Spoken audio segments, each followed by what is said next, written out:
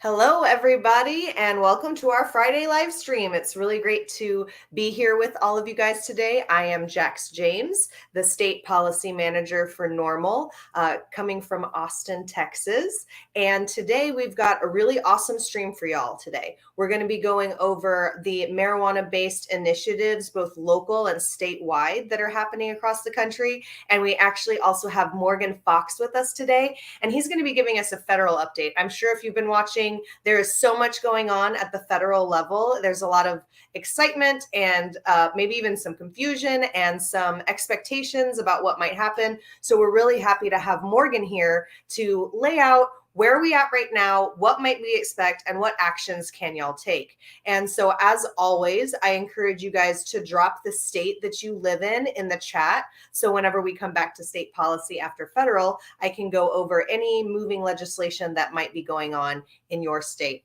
So without further ado, I'm going to go ahead and bring Morgan on. Welcome, Morgan. Thank you so much for joining us today. Thanks. Hi, everybody. So there has been a lot going on at the federal level. I know you've been super busy, and we're trying to make it a regular thing where Morgan joins me the last Friday of every month. And this just happened to be the perfect Friday.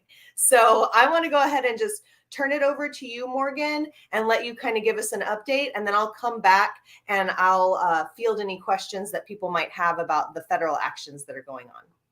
Great. Thanks, Jax. I think the last time I was on, I was covering appropriations, and there hasn't really been any movement on that front since then. So I'll just move on to the National Defense Authorization Act. This is traditionally a military funding bill, and in this particular version that the House passed a few weeks ago, there were a number of cannabis policy-related amendments added to it. That includes the Safe Banking Act. It includes the language of the Veterans Equal Access Act, which would protect the abilities of veterans to be able to consume cannabis without punishment from the VA, and would also allow VA doctors to be able to recommend cannabis as a medicine for patients within the VA system in states where that is legal, as well as a number of other protections. In addition to that, we got an amendment that would, it's non-binding, but it provides guidance for the VA to not deny home loans to veterans that work in the cannabis industry. There was another amendment that would protect veterans from discrimination in federal employment for past or current cannabis use. And then there was a research amendment that, along with psilocybin and MDMA, included cannabis as an allowable research subject for replacement for opioids, particularly for conditions that frequently affect our veteran population. So that was really a wonderful addition and great accomplishment to see coming through the NDAA. And so now that that has passed through the House, we have to wait for the Senate to pass its own version. And the last that I have heard from this, Senate Armed Forces or Armed Services Chair Jack Reed said that they are going to be dropping their version of the NDAA sometime in September. So we're going to be on the lookout to see what that looks like, and we'll be lobbying our members of Congress to include the amendments that the House did in the Senate version so that we don't necessarily have to go through a long reconciliation process to get this thing passed. Moving on, we saw a lot of movement on the research front over the last couple of weeks. If you'll remember, a couple of months ago, the Senate unanimously passed a research bill that would supposedly streamline the ability for researchers to get their applications approved, both for research projects as well as for production of research-grade cannabis in order to supply those researchers. After years and years of delay and lawsuits with the DEA and having other federal agencies really slow down the process, we still only have one legal federal source of cannabis, which is the University of Mississippi. And I'm sure some of you may have heard the stories about this, but every researcher that I've spoken with has said that the product coming out of that licensed cultivator is nothing close to what's available in state markets and is basically moldy garbage. So something that researchers can't really use to effectively study cannabis as a substance that people consume. Unfortunately, the Senate version would not allow doctors or researchers to be able to access products that are available in state markets. So fast forward to a few weeks later, the House, by a large margin, passed their own version of that bill, which did everything that the Senate bill did, but also had some additional benefits, including allowing researchers to access state legal products. When those bills went to reconciliation, unfortunately, the House, in order to get something passed, capitulated to the Senate on allowing researchers to access state legal products. They did make some improvements in terms of timelines for when federal agencies need to approve applications. But overall, we're a little worried that this bill isn't necessarily going to streamline research all that much, but it could. And I think that if we continue to put pressure on the federal agencies that are in charge of it after this bill passes, we might actually see a net benefit come from it. Symbolically, this is pretty huge because the Senate is going to vote on the reconciled version probably next week, or at least very, very soon. If it passes and goes to the president's desk, it will be the first time a standalone cannabis policy legislation has done that. And that, I think, is a great sign of where things are moving. Up to this point, anything that has passed has simply been through appropriations and has been forced to renew every fiscal year. So getting standalone legislation passed would be historic, even if it's not an incredibly effective bill or what we would like to see in it. It's still going to be a net benefit, both symbolically and practically. Also, on the research side, earlier this week, another bill was introduced that would basically establish a grant program for universities that are able to meet certain criteria and have their applications approved in order to study cannabis. They would basically become cannabis excellence research centers. This bill is hilariously named the Developing and Nationalizing Key Cannabis Research Act, or the DANK Cannabis Research Act. The sponsors did not say whether that was a joke or not, but I'll take it at face value. And it's good to see a little bit of levity in members of Congress these days with all of the negativity that we see in the news. But that bill is bipartisan, co-sponsored by Scott Peters from California and David Joyce from Ohio. And we're looking to get as many additional co-sponsors on that bill as possible and try to move it through the House before the end of the year, hopefully. And that would actually provide government funding for cannabis research that is directed by institutions that are not federal agencies, who up to this point have largely focused on the harms associated with cannabis instead of the potential medical benefits or large-scale epidemiological effects on the larger population. Big news of the last week is last week, the final introduction of the official language for the Cannabis Administration and Opportunity Act. Senate leadership has been teasing us with this since they initially released the draft language in June of last year. And I have to say that the new language looks really solid. The sponsors, primarily Senate Majority Leader Schumer, along with Senators Cory Booker and Ron Wyden, really took the recommendations of advocates and industry folks to heart and made a number of really good additions to this bill, including expanded expungement and resentencing, better federal employment protections in terms of discrimination against cannabis users or employees who are consuming cannabis or have consumed cannabis, direct funding for the opportunity fund that would be established for several years instead of forcing it to wait until cannabis revenue is coming in at the federal level. There's now a higher possession threshold before federal penalties kick in. They moved it from 10 pounds up to 20 pounds. And the penalties for those start with simple fines for first offenses as opposed to immediate jail time. So, those are definitely net positives. And there are a number of others. The bad is, unfortunately, that the taxes are still too high. And there may be some issues with the way that the driving research and eventual driving rules are established, but this is a nearly 300-page bill, so we're still in the process of giving it a detailed analysis, and we're going to be consulting with our allies as well as tax policy experts and other researchers and academics in order to craft a mandatory language that we can hopefully add as this bill moves forward. A great thing that happened as a genesis of this bill actually being introduced is that we finally got a Senate hearing on cannabis policy reform on Tuesday.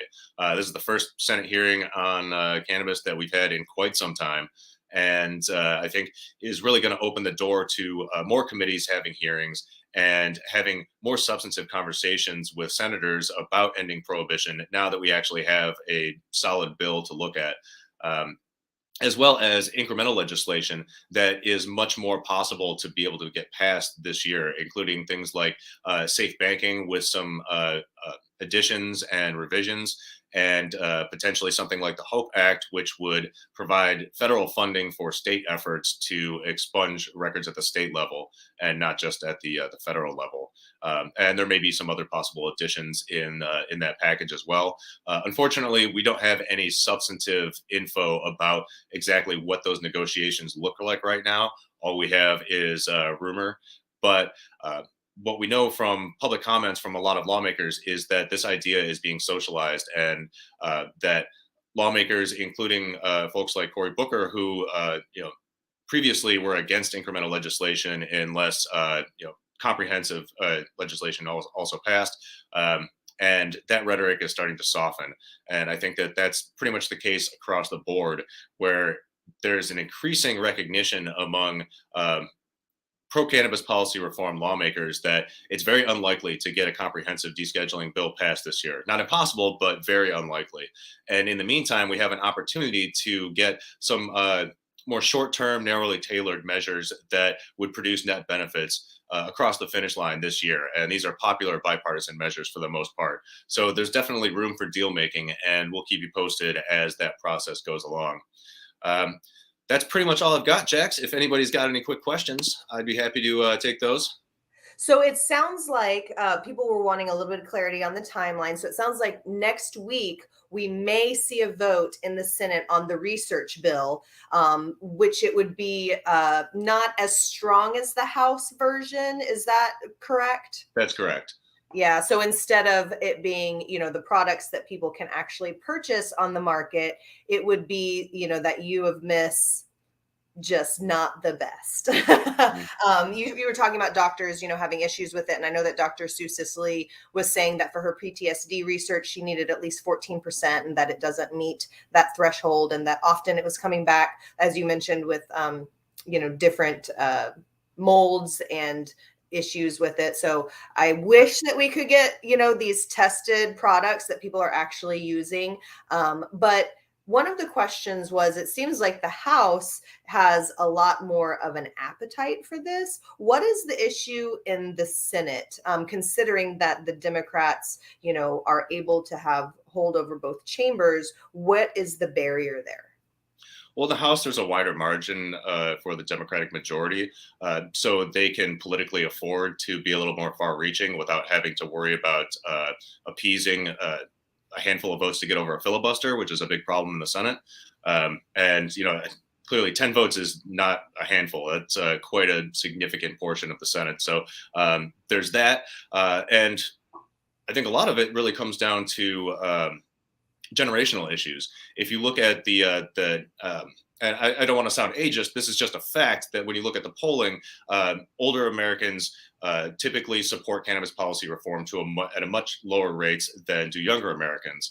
And if you look at the age demographic makeup of the House and Senate, there is a clear difference, with the Senate skewing much older. And you can attribute that to several more decades of anti-cannabis propaganda. You can contribute that to just increasing conservatism that happens with pretty much everybody as they age. But that has come up again and again. I think another big issue really just comes down to the politics in the Senate just being much different than that in the House, and being much more contentious. Plus, when you have to consider that there are two Democrats that are split votes on any given issue. All right. Yeah, that's some good texture there for everybody. So, the research bill in theory could be the first standalone bill to come to the president's desk. But, the president made some campaign promises. And so people are asking in the comments, when's he going to do some of that? I'd like to know, too. We've been badgering him nonstop, basically, since the beginning of his tenure. And so far, all we've seen is a handful of pardons, which is great for those individuals, but we want to see a whole lot more. We're hearing behind the scenes that there are directives to look at the issue more closely, both at the DOJ as well as within the White House itself. But we're not seeing anything substantive about it. And everybody that has direct knowledge of this is being pretty tight-lipped. We hear like there are ongoing conversations. We hear like we are reviewing the policies, but we're not actually hearing anything directly from the administration. So, and the press secretary statements when asked are usually pretty milquetoast and bland. So, we're trying our best. I think that it's pretty inconceivable that that President Biden would not sign a research bill. Particularly one that is as limited as the one that's going to pass. So I really think that that'll sail right through. But in terms of getting larger things across the finish line, I think that we've still got a ways to go. I mean, even to get them to his desk, let alone to get him to sign it. That being said, given the political realities in play, I find it hard to imagine that Biden would take his personal opposition to legalization and his personal issues with drug abuse in general out on his party by vetoing something cannabis related, even if it was a full descheduling bill that came to his desk. Yeah, it's kind of a difficult situation, right? Because we've seen in the past that, he has been very hard on, the war on drugs and has, done the mandatory minimums, but now he was trying to kind of come around on it. So I wanted to highlight to everybody that if you go to norml.org/act, there are several action alerts there that you can participate in. And one is centered around the president and making sure that he does the most within his power. Looking at his approval ratings, maybe this would help him. So fingers crossed on that. Were there any other actions that you wanted to particularly highlight when people go to norml.org? We typically have our top ones at the top and then more down below, but which ones are you really wanting to make sure that people participate in if they have some limited time today? Well, I highly recommend that everybody hit the top few in the federal, particularly urging your senators to support the CAOA, as well as ask them to take another look at the tax structure, and also to make sure that the cannabis-related amendments stay in NDAA. While the CAOA issue is not necessarily timely, I think that if we can show a groundswell of support soon after introduction, that will help us build momentum for more hearings and more incremental legislation being potentially passed this year. Even if CAOA doesn't come up for a vote this year, the more support we can get for that means the more conversations that we can have with senators about some of the details and about things that we might want to tweak in that legislation, as well as all the other bills that are on the table and various packages and deals that could be made. So I highly recommend everybody take the time to do that. Even if you don't necessarily like the bill or think it's the best possible bill, this is an opportunity to make it better. And then with NDAA, with NDAA, that's going to be coming up pretty soon in the Senate in September. So time's a wasting. We need to get pressure on them as soon as possible. So in the Senate, it's the research bill potentially next week. And then later we'll be having the NDAA sometime in September potentially. And with the CO, it's like letter soup over here, but is it COAC? No, that's not right. COA. Sorry, so many. It's like with bill numbers during the crush of session. I'm like, I don't know. But that one, it sounds like will be a little bit later. Like, are you thinking after the elections, or is that something that we might look at in 2023? I think we're a long way from a floor vote on CAOA. Okay. So we have a lot of work to do on building support for that. But, in that mindset, a rising tide raises all boats. So if you're showing support for these different bits of legislation, hopefully that will make sure that your legislator, when it does come time for these smaller bills to be before them, that they will vote the right way, which is to pass it. Yeah. And we definitely want more hearings. Yes, absolutely. Well, on that note, Morgan, did you want to give some final words before I move over to state policy? No, I think you've pretty much covered it. And this year is a very exciting year for states, so I don't want to hold up the show. Awesome. Well, thank you so much for joining us, Morgan. I look forward to doing this with you again next month. So till next time, I'll see you later. Thanks. All right, awesome. Thanks, everybody. Really happy to have Morgan here. He always is doing such great work up in DC, and I can't wait to be able to be up in DC, hopefully for a lobby day and conference in the coming years. As you guys know, we've typically done that annually, and we're looking to bring that back up once the offices are open up in the Capitol. So I want to pivot now. We covered your questions about the federal, and so I'm going to go to our ballot initiative efforts that are happening. You know, I talked about these the other week, but there have been some very interesting changes in some of them. I'm going to go ahead and do it alphabetically, and then I'll come back and we'll talk about any moving legislation that's going on. So first of all, in Arkansas, there's a group that's led by a former Democratic House Minority Leader. It's called Responsible Growth Arkansas, and they have submitted double the signatures needed to qualify. Now, those signatures still have to be vetted, and once they are, we will know if it will be on the December ballot. So stay tuned for that officially being added to the ballot. And then if you've been following what happened during this last legislative session in Maryland, you know that lawmakers proposed an approved constitutional amendment, HB 1, which will ask the voters, do you favor legalization? And then they also approved complementary legislation, HB 837, which defines some of the parameters for legalization so that as it is approved, because we know and hope that it will, they will already have some of that in effect. Now, lawmakers would still need to enact additional legislation next session to further establish rules and regulations that would govern the marketplace. But it is of note that the referendum, if approved, would take effect on July 1st of 2023, and that would allow for immediate possession of up to 1.5 ounces of cannabis or 12 grams of concentrates to be legal. And anything above that would only be a civil penalty. Of course, we want to see all penalties removed, but that is a huge move forward in Maryland.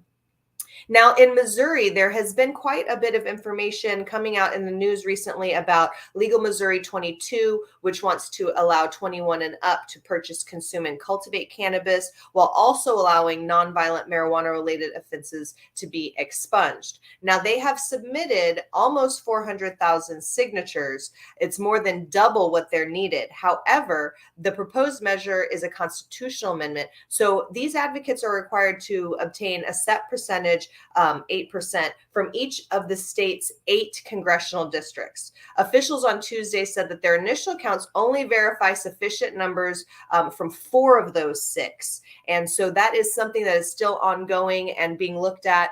And Dan Vietz, who is the chair of Legal Missouri 22 Advisory Board and also the executive director for Missouri NORML, says that we're in the process of working with the Missouri Secretary of State to show why local county clerks have undercounted valid signatures. We hope to have the appropriate number of validated signatures by the August 9th deadline. So stay tuned if you are in Missouri. We will have more for you on August 9th to see if there are the appropriate number of signatures in each of those congressional districts. Now, in Nebraska, there are 2 separate measures there, and they've been submitted by Nebraskans for Medical Marijuana. One is the Medical Cannabis Protection Act, which would allow patients with serious conditions and their caregivers to be protected from arrest. And the second one is the Medical Cannabis Commission Act, which regulates private business so that it could provide medical cannabis to patients.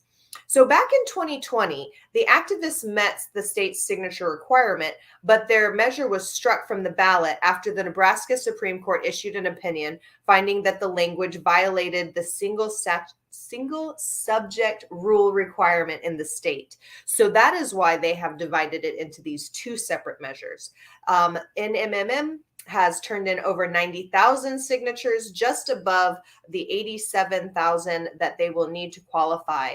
Now, it's a slim margin, and there is a fight involving with the state's ballot access laws, but we are hopeful to see that qualify, and we will keep you updated as both the legal fight and the qualification of the signatures moves forward.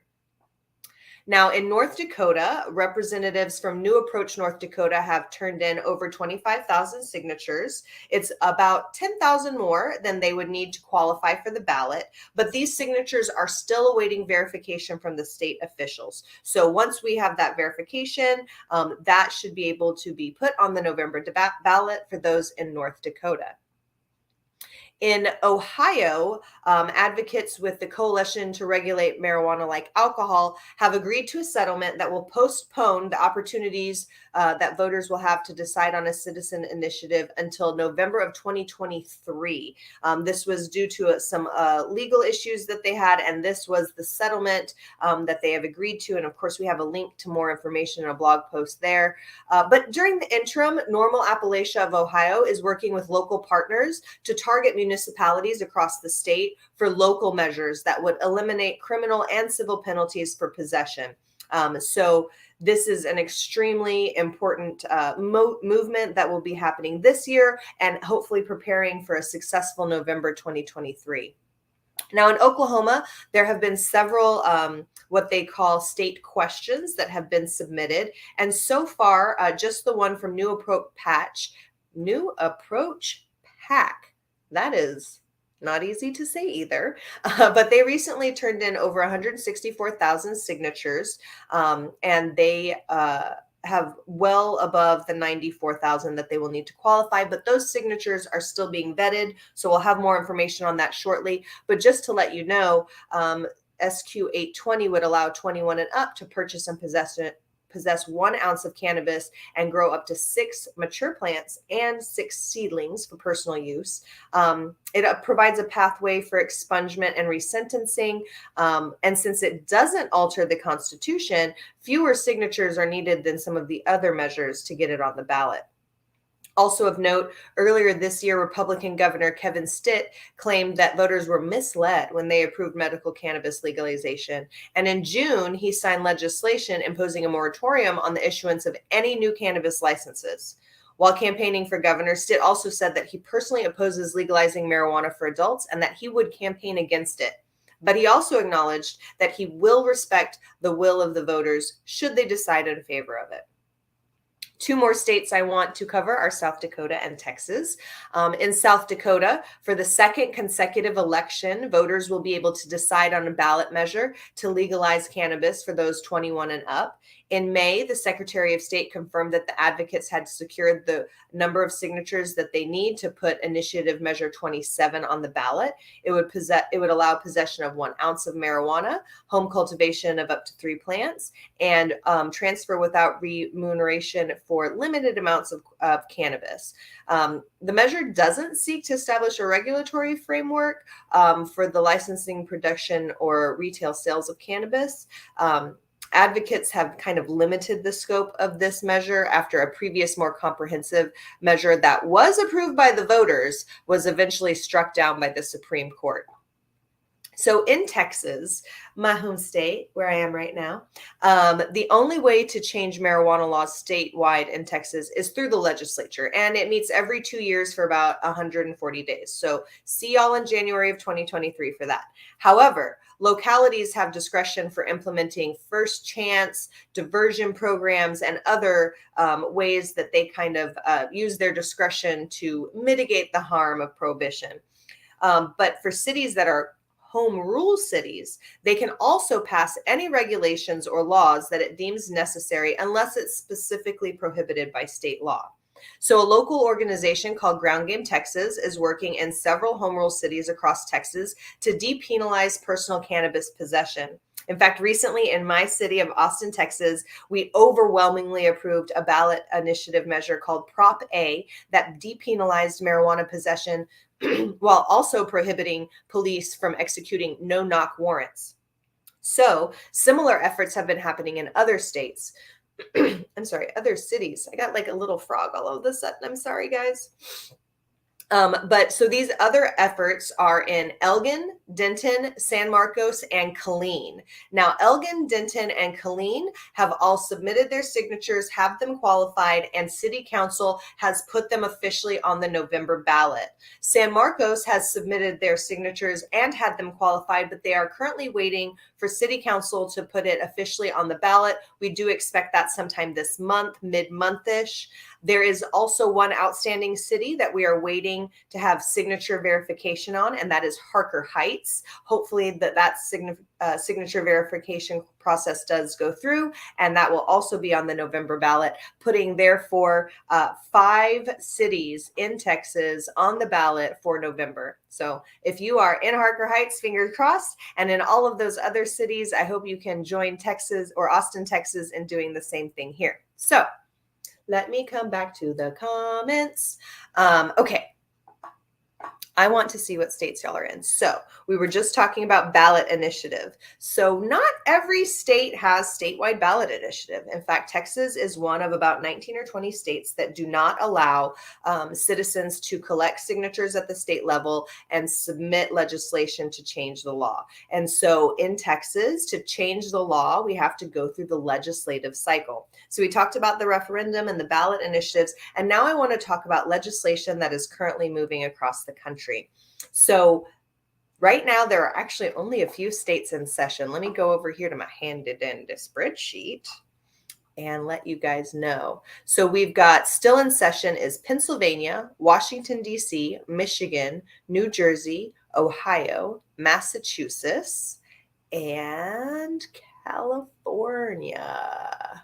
All right, so those are the ones that currently have moving legislation. Now, if you're wanting to check and see, what's going on in your state, go to norml.org/act, and you'll see those federal action alerts that Morgan was talking about at the top. And right underneath, you'll see a dynamic map, and you can hover over your state. And if there's any currently moving legislation in your state, it will pop up. You can click on that, and you can participate in all of those action alerts. So coming back to the comments, let's see if there's anyone from those states that I can answer questions for. So I see right off the bat, someone from Massachusetts. So in Massachusetts, there currently is legislation having to do with insurance coverage, one that we oppose that has to do with THC caps. There is legislation on employment protections, equity, social consumption, and social equity business licenses. So quite a few opportunities for you to engage in Massachusetts.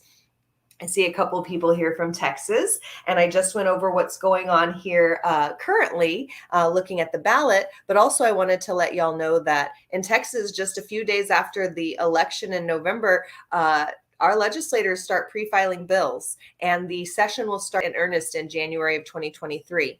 So I wanted to let you know that we are working on our general election voter guide here in Texas, and we will have that out to you in the coming weeks so that whenever you go to the ballot, you can also take into consideration how they stand on the cannabis issues. I see someone from California. I will say California NORML does a wonderful job of putting out information on all of the bills that they're following. There's really quite a few of them that are out there. Excuse me. Some of the important ones have to do with patient protections, parental rights, expungement, patient access, tax reform. So quite a few bits of action that you can take there in California. Louisiana, Oklahoma, New York. Sorry, but you guys are not in session right now. So I definitely encourage you to go to norml.org and participate in those federal action alerts. So a question about Kentucky medical. So Kentucky is not in session, but the governor there was very frustrated with the way medical cannabis was blocked by some legislators. So they are working on a committee to put together information on medical cannabis and try to make a push for more access for those of you there in Kentucky. All right, just checking to see if there's any more here for you guys.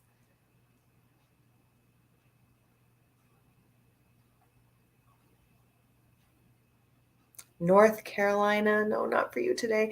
Iowa. So in Iowa, you guys are currently in session. Let me double check. I feel like a lot of the bills did not make crossover, so you may only have a few that you can take action on right now in Iowa. Pennsylvania. Hi, Pennsylvania. There's definitely things going on there. So in Pennsylvania, there's legislation having to do with home grow, legalization, banking, DUI, decriminalization, and there's also one that we oppose that would strip patient protections. So Pennsylvania, get in there, take part in those action alerts. All right, so I'm not seeing any more questions on here about either the ballot initiatives or state policy and where it's going. So what I did want to let you guys know is in the next few weeks, NORML is going to be putting out our Smoke the Vote guide. We've been working really diligently on it with the team. Man, we've had such a great team working on it this year, and we're going to have it rolling out shortly so that you can look in any state and try to find out how do your legislators stand on the issue.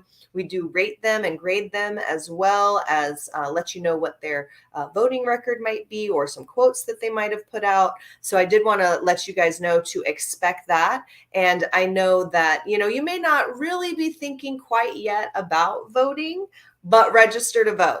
Especially if you're in a state with a ballot initiative, especially if you're in a state where you are unhappy with the laws having to do with cannabis, make sure you're registered to vote and that you get out to the polls so that we can have an impact in that way. Of course, we know that voting is extremely important, but it is not 100% of the work. We have a lot of other work to do, but this is kind of your basic right that we need to make sure that you participate in, right? So on that note, register to vote. Go to norml.org/act, participate in the federal action alerts, hover over your state, find out if there's anything going on there.